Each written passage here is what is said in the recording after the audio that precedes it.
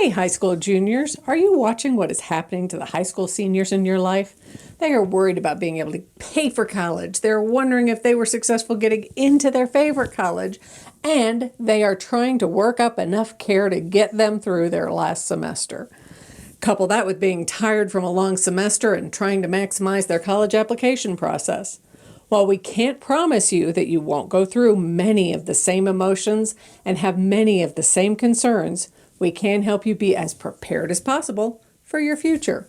Following these suggestions will reduce your challenges and increase your success. Hi, I'm Margaret Meek, and this is how to best prepare for the rest of your high school experience.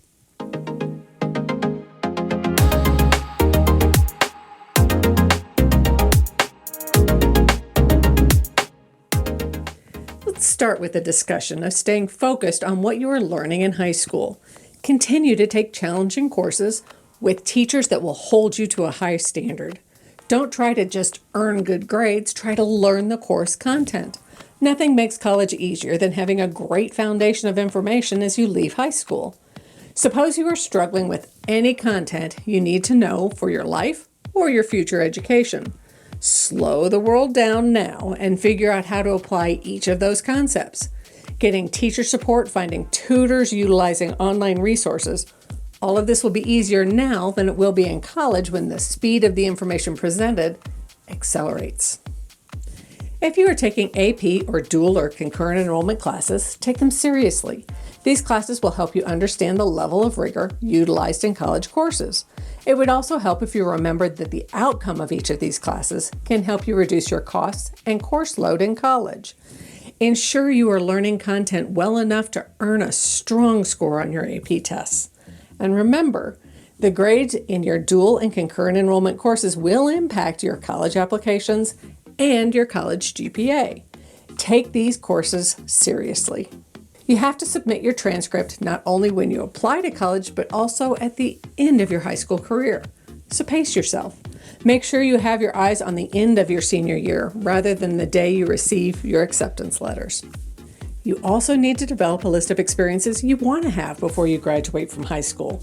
Then get busy achieving the items on that list.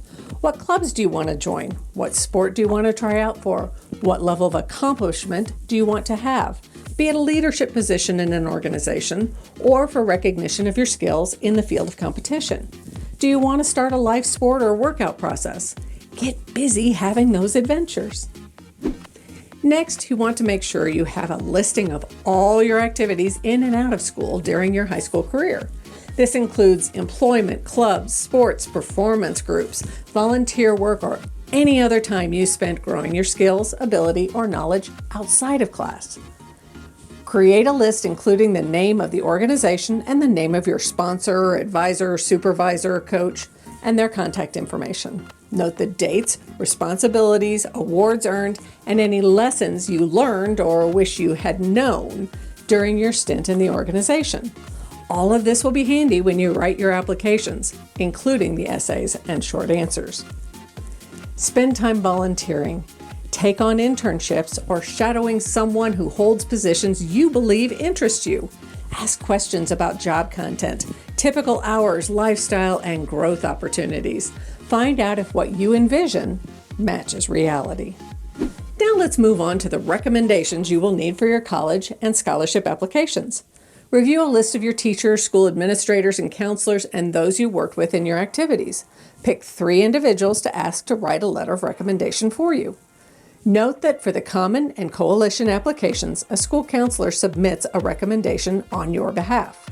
The other letters will need to be submitted with your applications. It is also suggested that you get a copy of the letter addressed to whom it may concern. These letters can be utilized when your scholarship applications are submitted. While we are on the subject of scholarship applications, start now.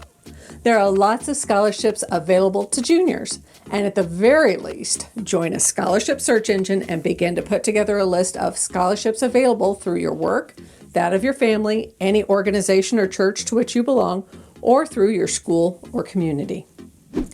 Begin to measure your skills and interests. Think through what you might like to do with your life. Start to assess what it will take to determine what you want to be when you grow up.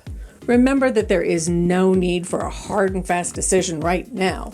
At this point, you need to start thinking about the directions you want to investigate. And remember, there is a wide variety of colleges, community colleges, trade schools, apprenticeships, and certificate programs that can lead to your future.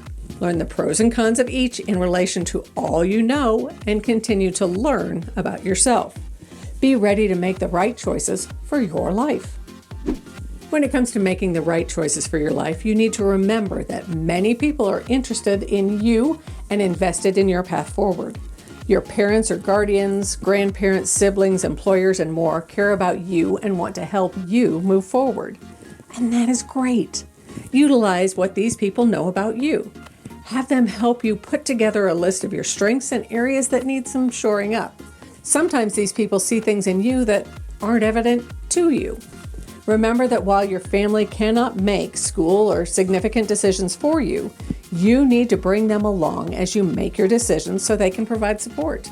The more they understand that you are making wise decisions and are working toward your future, the less they will feel the need to impose their perspectives upon you.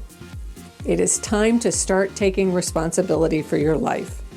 This includes learning to cook, shop, maintain your car, do your laundry, and manage your money. Ask for lessons, find online resources, and sign up for classes that will help you learn to care for yourself and your finances. It would help if you also started thinking about how to pay for your education. Have a discussion with your family about the funding they can provide. Does this funding come with any expectations or rules? Then start to earn any funding you can, even if you get a full ride scholarship. College comes with other costs like laundry, snacks, transportation, and more. Having funds to help cover those costs will be of great benefit. This leads us to discuss your research related to the schools that interest you. You need to measure if the school has 1, 2, or 3 or more majors that interest you.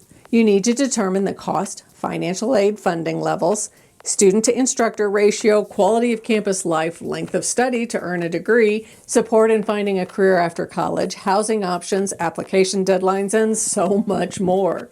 Start now to determine what is important to you and start to learn how those points are reflected in schools you find as you do your research. Keep a list by school and then break down what each school offers on a spreadsheet so you can compare costs, admissions requirements, and more.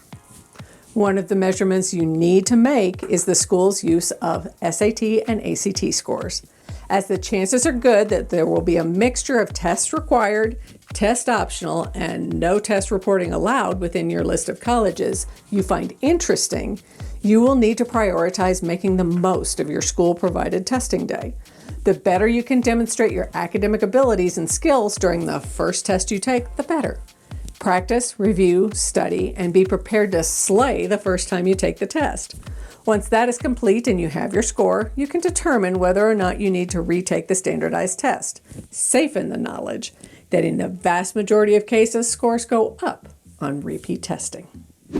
Have regular conversations with your counselor to discuss your plans and how the school and the counselor can help you make the best choices for your educational future. And subscribe to the From Nest to Wings YouTube channel to see all the informational videos we post. Watch the playlist specifically directed to high school juniors. We also post 1-minute videos providing definitions for meaningful words to understand as you move forward, no matter what kind of college you pursue.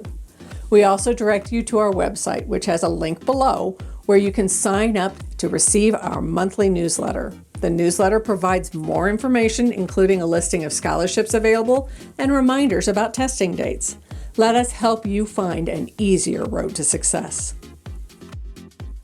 Plan now to make the most of the high school time you have left while preparing yourself for your future. Get busy and plan some fun.